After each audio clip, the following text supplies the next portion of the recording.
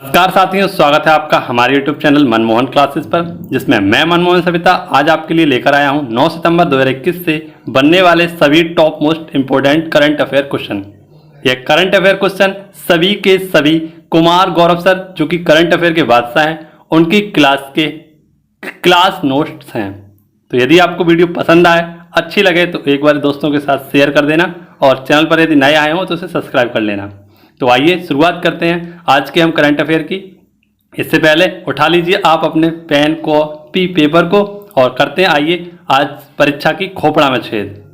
ठीक है दोस्तों, आइए शुरुआत करते हैं। हो चुका आगाज रणका, युग बदलने की तैयारी, जीत उसी की होगी जिसका संघर्ष है जारी। तो आज का हमारा मोटिवेशनल कोट भी है, हो चुका आगाज रणका, युग बदलने की तैयारी, जीत उसी की होगी जिसका संघर्ष है जारी। इसी मोटिवेशनल कोट के साथ हम शुरुआत करेंगे आज के पहले प्रश्न की। और पहला ही क्वेश्चन हमारी परीक्षा की दृष्टि से काफ़ी इम्पोर्टेंट है, जिसमें मैं आपको दिल्ली से संबंधित कुछ ऐसी बातें बताऊंगा जो कि आपकी कॉम्पिटिटिव एग्जाम के लिए काफ़ी हेल्पफुल होने वाली हैं। तो बने रहना है आपको वीडियो के अंत तक, सभी क्वेश्चन आपके लिए काफ़ी हेल्पफुल और इम्पोर्टेंट है। पहला क्वेश्चन हमारा, 7 सितंबर को किस राज्य केंद्र शासित प्रदेश ने बिजनेस ब्लास्टर कार्यक्रम शुरू किया है? तो हाल ही में इसका लॉन्च किया गया है। तो किसके द्वारा किया गया है? मनीष सिसोदिया, जो कि दिल्ली के उप मुख्यमंत्री हैं, इनके द्वारा एक कार्यक्रम लॉन्च किया गया है जिसका नाम है बिजनेस ब्लास्टर। इस कार्यक्रम के तहत क्या होगा, तो जितने भी युवा उद्यमशीलता हैं उनको बढ़ावा देने के लिए, उनके विकास के लिए, और इसका उद्देश्य रखा गया है 11 और 12 क्लास के बच्चों को, यानी 11th और 12th बच्चों को उद्यमशीलता में विकास करने के लिए 2-2 हज़ार रुपये दिए जाएंगे। यानी कि अब हम बात करें तो फर्स्ट ईयर और सेकेंड ईयर के बच्चे क्या करेंगे, उद्यमशीलता यानी बिजनेस करने के लिए उन्हें 2,000 रुपये दिए जाएंगे। और किसके द्वारा? तो दिल्ली सरकार के उप मुख्यमंत्री मनीष सिसोदिया के द्वारा दिए जाएंगे। आइए शुरुआत करेंगे हम उन प्रश्नों की जो कि दिल्ली से संबंधित हैं और काफ़ी बार परीक्षाओं में पूछे भी गए हैं। जैसा कि पूछा गया है, हुमायूं का मकबरा, इसी को हम कहते हैं पूर्व का ताज। इसी को हम क्या कहते हैं? पूर्व का ताज। यह किस शैली में है? यह 4 बाग शैली में बना हुआ है और दिल्ली में ही है स्थित है। नेक्स्ट है, ताजमहल की भद्दी नकल किसे कहा जाता है? तो ताजमहल की भद्दी नकल के नाम से जाना जाता है बीबी का मकबरा। तो आशा करता हूँ आपको क्वेश्चन समझ में आया होगा, पसंद आया होगा। यदि वीडियो पसंद आ रही हो तो उसे एक बार शेयर जरूर कर देना और सभी फूलपत्ती परिवार के मित्रों के साथ इसे शेयर कर लेना। शुरुआत करेंगे हम नेक्स्ट क्वेश्चन की, और नेक्स्ट क्वेश्चन भी आपके लिए काफ़ी इंपॉर्टेंट है। 7 सितंबर 2021 को लॉन्च किया गया विद्यांजलि पोर्टल का संबंध है। तो यदि हम बात करें कि हाल ही में किसके द्वारा, पीएम मोदी जी द्वारा एक पोर्टल लॉन्च किया गया है जिसका नाम है विद्यांजलि पोर्टल।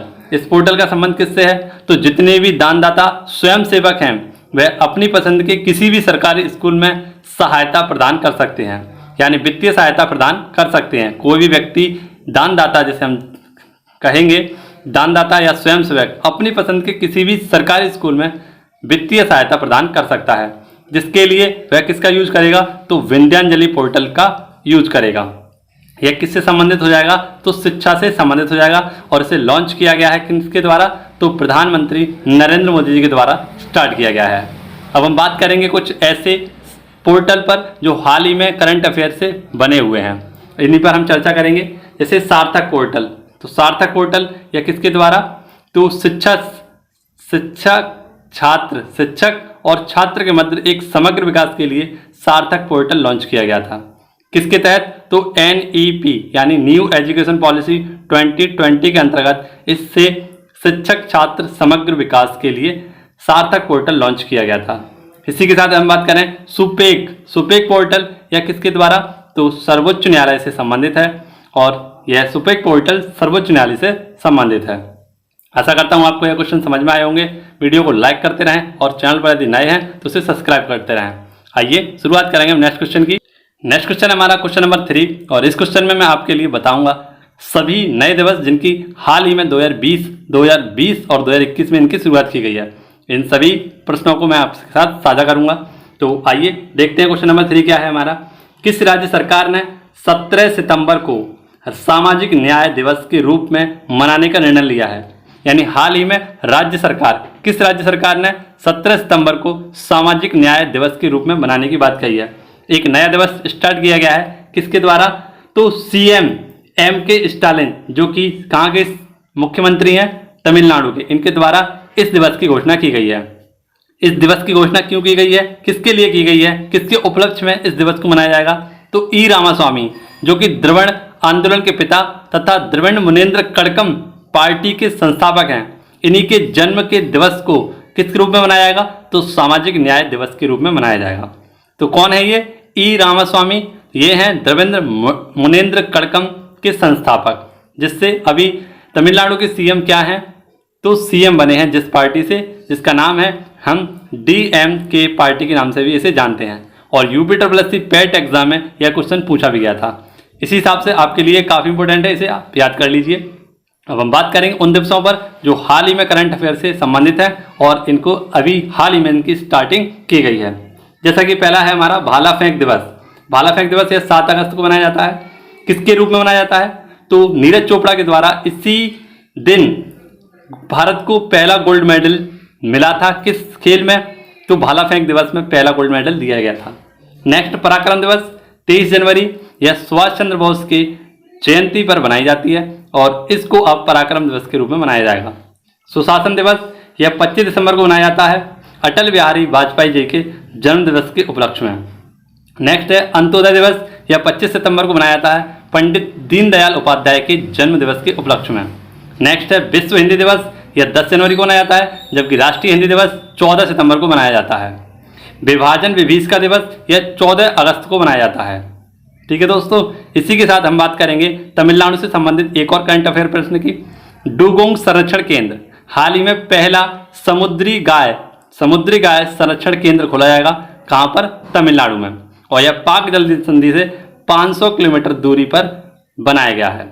डुगोंग क्या है? तो एक समुद्री गाय का नाम है और यह IAS की परीक्षा में सवाल पूछा गया था कि डुगोंग से आप क्या समझते हैं। नेक्स्ट है परमाणु संयंत्र 2 तमिलनाडु के 2 परमाणु संयंत्र हैं, कलपक्कम और कुडनकुलम। तो सारे इंपोर्टेंट फैक्ट आपको याद रखने हैं इस क्वेश्चन से। हम शुरुआत करेंगे नेक्स्ट क्वेश्चन की। हो चुका आगाज रण का, युग बदलने की तैयारी, जीत उसी की होगी जिसका संघर्ष है जारी। तो इसी क्लास को आप पूरा देखिए और मेरे साथ नोट डाउन करते चलिए। आपके लिए सभी क्वेश्चन मैं आपके लिए काफ़ी सरल तरीके से, काफ़ी शॉर्ट तरीके से समझाता रहूँगा। आइए शुरुआत करेंगे हम नेक्स्ट क्वेश्चन की। और नेक्स्ट क्वेश्चन भी हमारी परीक्षा की दृष्टि से काफ़ी इंपॉर्टेंट है, जिसमें मैं आपको G20 की सभी बैठकों के बारे में बताऊंगा। G20 में भारत के मुख्य वार्ताकार, जिन्हें हम शेरपा के नाम से जानते हैं, कौन नियुक्त किए गए हैं? तो हाल ही में G20 की जो 2023 की बैठक है, उसके लिए पीयूष गोयल को नया मुख्य वार्ताकार यानी शेरपा नियुक्त किया गया है।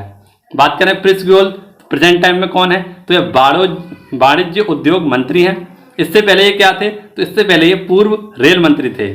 परंतु यदि हम बात करें प्रेजेंट टाइम में भारत के रेल मंत्री कौन है, यानी केंद्रीय रेल मंत्री कौन है, तो वह अश्विनी वैष्णव जी। ये इंपोर्टेंट फैक्ट आपको इससे याद रखने हैं। इसी के साथ अब हम बात करेंगे G20 की बैठक के बारे में। G20 क्या है? तो यह विकसित और विकासशील देशों का एक संगठन है, जिसमें सदस्य देशों की संख्या है 20, जिसमें 20 देश है और एक संगठन है जिसका नाम है यूरोपीय यूनियन। अब हम बात करेंगे G20 की उन बैठकों पर जो हाल ही में हुई हैं और वर्तमान में होने वाली हैं। यदि हम बात करें भविष्य में होने वाली हैं, 2020 की बैठक जो कि संयुक्त अरब अमीरात में हुई थी, यह आपातकालीन बैठक थी क्योंकि कोविड-19 इस वक्त चल रहा था, अपने चरम पर था। 2021 की बैठक होगी अक्टूबर में और यह कहाँ पर होगी? इटली में। 2022 की बैठक इंडोनेशिया में होगी और 2023 की बैठक कहाँ पर होगी? तो इंडिया में होगी। तो ये आपको नोट करना है, मेरे साथ लिखते हैं और इसे आप नोट डाउन कर लीजिए। काफ़ी इंपॉर्टेंट है, इससे एक ना एक क्वेश्चन आपका बन जाएगा। इसी के साथ हम शुरुआत करेंगे आज की नेक्स्ट क्वेश्चन। क्वेश्चन नंबर 5, सितंबर 2020 में केंद्र सरकार ने किसे भारतीय निर्यात आयात बैंक यानी एग्जिम बैंक का नया प्रबंधक यानी मैनेजिंग डायरेक्टर नियुक्त किया गए हैं, जिन्हें हम प्रबंधक निदेशक के नाम से जानते हैं। नए MD नियुक्त किए गए हैं किस बैंक के? तो भारतीय निर्यात आयात बैंक, जिसे हम इंपोर्ट एक्सपोर्ट बैंक के नाम से जानते हैं। और इसके नए MD नियुक्त किए गए हैं हर्ष भूपेंद्र बंगारी। यह एक महिला है, आपको याद रखना है, हर्ष भूपेंद्र बंगारी यह एक महिला है और यह 3 वर्ष के लिए बनाई गई हैं। किसकी? तो एक्सपोर्ट इंपोर्ट बैंक की नई MD। ठीक है, कौन बनी है? तो वह बनी है हर्ष भूपेंद्र बंगारी। बात करें यदि एक्सपोर्ट इंपोर्ट बैंक की, तो इसकी जो एक्ट आया था वह 1981 में आया था, परंतु इसकी स्थापना कब हुई थी? तो 1982 में इसकी स्थापना हुई थी। एक बैंक की और स्थापना इसी एक्ट के तहत या इसी सन में हुई थी, जिसका नाम है नाबार्ड बैंक। ठीक है दोस्तों, आइए हम देखते हैं इससे संबंधित कुछ स्पेशल फैक्ट जो कि आपके लिए काफ़ी इंपॉर्टेंट है। इसी के साथ मैं आपको ललन टॉप नियुक्तियों के बारे में भी बताऊंगा। बात करें हम यदि महालेखा परीक्षक CGA हाल ही में नियुक्त किए गए हैं दीपक दास। कौन? दीपक दास। अब हम बात करेंगे नाबार्ड बैंक की। नाबार्ड बैंक इसकी स्थापना किस समिति की सिफारिश पर की गई थी? तो सिमरन समिति की सिफारिश पर इसकी स्थापना की गई थी। इसका हेडक्वार्टर मुंबई में स्थित है और इसके प्रेजेंट टाइम में हेड हैं गोविंद चिंतालू। इसकी स्थापना 12 जुलाई 1882 को की गई थी। ठीक है दोस्तों, तो नाबार्ड बैंक यह कैसी है? ग्रामीण बैंक है और इसकी स्थापना 12 जुलाई 1982 को की गई थी। लल्लन टॉप नियुक्तियों पर हम देखेंगे, नजर डालेंगे। अजय माथुर, तो इंटरनेशनल सोलर अलायंस के हेड कौन है? तो ये हैं अजय माथुर जी। यशवर्धन सिन्हा कौन है? तो मुख्य सूचना आयुक्त हैं। नेक्स्ट है सुरेंद्र पटेल, यह CVC यानी केंद्रीय सतर्कता आयोग के अध्यक्ष हैं। और गिरीश चंद्र मुर्मू को तो आप सभी जानते होंगे, यह कौन है? तो CGA। ठीक है दोस्तों, कौन है? भारत के CGA। आशा करता हूँ आपको यह क्वेश्चन भी समझ में आया होगा। हम शुरुआत करेंगे नेक्स्ट क्वेश्चन की। आप वीडियो को पॉज करके पूरी वीडियो को अवश्य मेरे साथ लिखते रहें। अगर नहीं लिख रहे हैं तो यह आपके लिए काफ़ी नुकसानदायक होगा। हम शुरुआत करेंगे नेक्स्ट क्वेश्चन की। हाल ही में भारत के किस शहर के लिए पहला पराग कैलेंडर यानी PC विकसित किया गया है? पराग कैलेंडर क्या होता है? तो पौधे में जो गर्भधारण की प्राथमिकता होती है उसे हम परागण के नाम से जानते हैं, परागण के नाम से जानते हैं। और इसी के संरक्षण तथा इसी के देखभाल पर एक क्या लॉन्च किया गया है? तो कैलेंडर लॉन्च किया गया है। क्यों किया गया है? तो हवा और वायु द्वारा परागण पर नजर रखने के लिए और इसके परिवर्तन तथा व्यवहार पर नजर रखने के लिए इसे लॉन्च किया गया है। कहां पर लॉन्च किया गया है? तो इसका राइट आंसर हो जाएगा चंडीगढ़। ईट राइट स्टेशन हाल ही में 5 स्टार रेटिंग वाला पहला 5वां स्टेशन बना है, वह चंडीगढ़ रेलवे स्टेशन ही बना है। इसी के साथ हम बात करेंगे tree city of the world. तो यह tree city of the world कौन है? हैदराबाद। हिसार से चंडीगढ़ के लिए एक एयर टैक्सी सेवा भी शुरू की गई थी। यदि हम बात करें चंडीगढ़ के वास्तुकार कौन है? तो ली कार्बूसियर। कौन है? ली कार्बूसियर यहाँ के क्या थे? वास्तुकार थे। तो इसे भी आपको याद रखना है। हम शुरुआत करेंगे नेक्स्ट क्वेश्चन की। नेक्स्ट क्वेश्चन हमारा, बेबी रानी मौर्य ने इस्तीफा दिया है। किसने? तो बेबी रानी मौर्य जो कि उत्तराखंड की क्या है? राज्यपाल हैं। इन्होंने अपना इस्तीफा दे दिया है। तो इसके संबंध में हम देखते हैं कुछ स्पेशल फैक्ट। तो इन्होंने अपना जो इस्तीफा दिया है वह किसे दिया है? रामनाथ कोविंद को। किसको दिया है? रामनाथ कोविंद को प्रदान किया है। और आर्टिकल 153 में कौन है? राज्यपाल स्थित है, जिसमें बताया गया है कि प्रत्येक राज्य के लिए एक राज्यपाल होगा और एक ही व्यक्ति को 2 या 2 से अधिक राज्यों के लिए राज्यपाल भी बनाया जा सकता है। इसकी नियुक्ति किसके द्वारा की जाती है? तो भारत के राष्ट्रपति के द्वारा की जाती है। और इस्तीफा भी किसके द्वारा लिया जाता है? तो रामनाथ कोविंद यानी कि भारत के राष्ट्रपति को ही दिया जाता है, जो प्रेजेंट टाइम में कौन है? रामनाथ कोविंद, इनको प्रदान किया है। अब हम बात करेंगे बेबी रानी मौर्य। तो उत्तराखंड की यह दूसरी कौन है? तो महिला राज्यपाल हैं। कब से थी? 2018 से। अब हम बात करेंगे कुछ स्पेशल फैक्ट जो के लिए आपके लिए राज्यपाल से संबंधित हैं। तो आप मेरे साथ इन्हें नोट डाउन कर लीजिए। आर्टिकल 154, राज्य का राज्यपाल ही उस राज्य की कार्यपालिका अध्यक्ष होता है।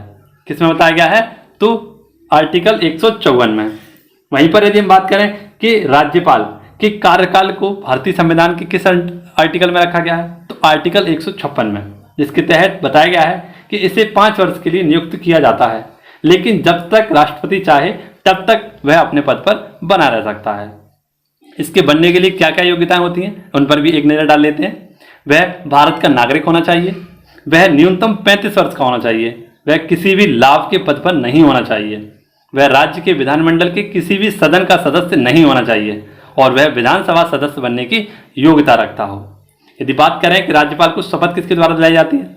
तो उच्च न्यायालय का मुख्य न्यायाधीश इसे शपथ दिलाता है तथा इसकी अनुपस्थिति में उच्च न्यायालय का अगला वरिष्ठतम न्यायाधीश इसे शपथ दिलाता है। राज्यपाल की शक्तियां भी आपको याद होनी चाहिए कि इनकी शक्तियां कौन कौन सी होती हैं। तो इनकी शक्तियां होती हैं, राज्यपाल की शक्तियां होती हैं विधायकी शक्ति, कार्यकारी शक्ति, वित्तीय शक्ति और कुछ मृत्युदंड से भी संबंधित 1-2, माफ करिएगा, मृत्युदंड से इसकी कोई भी शक्ति नहीं होती है।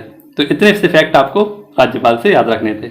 अब हम बात करेंगे नेक्स्ट क्वेश्चन की, जो कि आपके लिए काफ़ी हेल्पफुल होगा। इसमें भी मैं आपको काफ़ी इंपॉर्टेंट न्यूज़ बताने वाला हूँ। वायु गुणवत्ता सूचकांक एयर क्वालिटी इंडेक्स कौन सा प्रदूषक है? तो इसमें 8 प्रदूषक हैं और 8 प्रदूषकों में यदि हम बात करें, एयर क्वालिटी इंडेक्स जारी किया गया है। इसमें हम बात करें क्या है, तो बेहतर गुणवत्ता वायु शहर वाले कौन कौन से हैं? बेहतर वायु गुणवत्ता वाले शहर कौन कौन से हैं? तो पहले इसमें 86 शहर थे, अब इसमें 120 शहर हो चुके हैं एयर क्वालिटी इंडेक्स में। बात करें कि इसमें कौन कौन से प्रदूषक होते हैं, तो 8 प्रदूषक इसमें होते हैं। एक लल्लन टॉप प्रश्न जो कि वायु प्रदूषण से ही संबंधित है, मॉन्ट्रियल प्रोटोकॉल जो कि कनाडा में स्थित है, यह कब हुआ था? 16 सितंबर 1987 को हुआ था। और इसी को मतलब ओजोन छिद्र को कम करने के लिए इस मॉन्ट्रियल प्रोटोकॉल को किया गया था, जिसके तहत आपको पता है कि CFC क्लोरोफ्लोरोकार्बन नामक गैस पर रोक लगा दी गई थी। यह किससे निकलती है? तो हमारे जितने भी शीतलक यानी AC वगैरह जो होती हैं, इनसे यह गैस निकलती है, जिन पर अब रोक लगाई गई थी CFC गैस पर। अब हम बात करेंगे करंट अफेयर से एक संबंधित क्वेश्चन की, जो कि काफ़ी इंपॉर्टेंट है। स्मॉग टावर यह दिल्ली में लगाया गया है और दूसरा लगा है आनंद विहार में। कहाँ पर? यह दूसरा स्मॉग टावर लगाया गया है दिल्ली में ही, आनंद विहार पर। किस कंपनी के द्वारा? तो टाटा कंपनी के द्वारा। तो यह हो गया इसके स्पेशल फैक्ट। हम बात करेंगे नेक्स्ट क्वेश्चन की, जो कि क्वेश्चन नंबर 9 है हमारा। काफ़ी इंपॉर्टेंट क्वेश्चन है यह भी। क्वेश्चन में पूछा गया है कि हाल ही में राष्ट्रपति ने किसे प्रेसिडेंट कलर अवार्ड या ध्वज प्रदान किया है? क्या? तो प्रेसिडेंट कलर अवार्ड एक प्रेसिडेंट का एक अवार्ड है जिसका नाम है प्रेसिडेंट कलर। यह किसे प्रदान किया गया है? तो INS हंस को यह प्रदान किया गया है। यह क्यों प्रदान किया जाता है? तो शांति युद्ध और युद्ध में जिसने सेवा दी है उसे यह अवार्ड दिया जाता है। इसकी शुरुआत 1951 में डॉक्टर राजेंद्र प्रसाद, जो कि भारत के पहले राष्ट्रपति थे, इनके द्वारा इसकी शुरुआत की गई थी। ठीक है, और इस बार यह किसे दिया गया है? तो INS हंस को यह प्रदान किया गया है। अब हम बात करेंगे कुछ ऐसे लल्लन टॉप प्रश्न पर जो कि आपके लिए काफ़ी इंपॉर्टेंट है। INS विक्रांत यह एक विमान वाहक पोत है।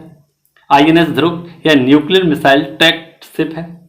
INS विराट यह ग्रैंड ओल्ड लेडी के नाम से जाना जाता है और इसे 1987 में UK यानी इंग्लैंड से लिया गया था। वहीं पर यदि हम बात करें INS तलवार, तो एक युद्धाभ्यास हुआ था हाल ही में, कटलेस युद्धाभ्यास, और इसी में भाग लिया था INS तलवार ने। तो सारे इंपॉर्टेंट फैक्ट आपको नोट करने हैं। आशा करता हूँ आपको वीडियो पसंद आई होगी, है ना? तो इसे लाइक शेयर सब्सक्राइब करते रहें। अब हम बात करेंगे नेक्स्ट क्वेश्चन की, जो कि आज का हमारा काफ़ी इंपॉर्टेंट क्वेश्चन है और जिसके तहत मैं आपको बताऊंगा कुछ ऐसी बातें जो कि आपके लिए मानने पर मजबूर कर देंगे कि ऐसा भी हो सकता है क्या। तालिबान ने अफगानिस्तान में किसे कार्यवाहक सरकार का प्रधानमंत्री बनाया है? यानी हम बात करें कि अफगानिस्तान में तालिबान ने अपनी सरकार का गठन कर दिया है और इसके तहत उन्होंने जो अंतरिम सरकार का गठन किया है, इसमें कार्यवाहक जो प्रधानमंत्री बनाए हैं वह मुल्ला मोहम्मद अंखुद को बनाया गया है। किसे? मुल्ला मोहम्मद अंखुद। ठीक है दोस्तों, यानी कि पाकिस्तान में अपनी सरकार का पहला प्रधानमंत्री बन चुका है जिसका नाम है मुल्ला मोहम्मद हसन अंखुद। तो ये काफ़ी इंपॉर्टेंट हो जाता है हमें जानना यह न्यूज़ भी। इसी के साथ हम बात करें कि यहाँ के उप प्रधानमंत्री भी बनाए गए हैं। 2 उप प्रधानमंत्री, मुल्ला अब्दुल गनी और मौलवी अब्दुल सलाम, ये 2 लोग उप प्रधानमंत्री भी बनाए गए हैं। तो काफ़ी आश्चर्यजनक यह बात है कि तालिबान ने अब अफगानिस्तान में अपनी सरकार बना दी है और जिसके पहले प्रधानमंत्री बनाए गए हैं मुल्ला मोहम्मद अंखुद। तो इसे आप याद रखना और लिख लेना मेरे साथ। यानी हम बात करें अफगानिस्तान, यह भारत के पश्चिम में स्थित एक देश है। यह लैंडलॉक कंट्री है और इसी में हाल ही में आपको पता है तालिबान ने अपना कब्जा कर लिया है। बात करेंगे नेक्स्ट क्वेश्चन की। BBC हिंदी की पहली न्यूज़ ब्रॉडकास्टर रजनी कौल का निधन हुआ है। यह कौन थी? तो BBC हिंदी की पहली न्यूज़ एंकर थी और इनका हाल ही में निधन हो गया है। इनका नाम क्या था? रजनी कौल। इनका निधन हुआ है। तो आज की हमारी क्वेश्चन जो कि इम्पोर्टेंट वीडियो थी समाप्त होती है। यदि आपको हमारी वीडियो पसंद आई हो तो उसे एक बार लाइक कर लेना और यदि हमारे चैनल पर नए आए हो तो उसे सब्सक्राइब अवश्य कर लेना। ठीक है दोस्तों, यदि आपने हमारे टेलीग्राम चैनल को भी अभी तक ज्वाइन नहीं किया है तो उसे भी एक बार जाकर ज्वाइन कर लीजिए, जिसको आप सर्च बॉक्स में जाकर MANMOHANCASSES के नाम से सर्च कर सकते हैं, जिससे कि आपको यहाँ पर इसकी कुमार गौरव सर की हैंड रिटन नोट्स की पूरी PDF उपलब्ध करा दी जाती है। ठीक है, तो वीडियो को एक बार लाइक कर देना दोस्तों पसंद आए, और दोस्तों के साथ शेयर करना तो बिल्कुल ना भूलें। यदि चैनल पर हमारे नए हैं तो इसे सब्सक्राइब कर लें। ठीक है दोस्तों, मिलेंगे हम आपसे नेक्स्ट वीडियो में। धन्यवाद। अंत में मैं आपसे एक बात कहना चाहूँगा, आई लव यू।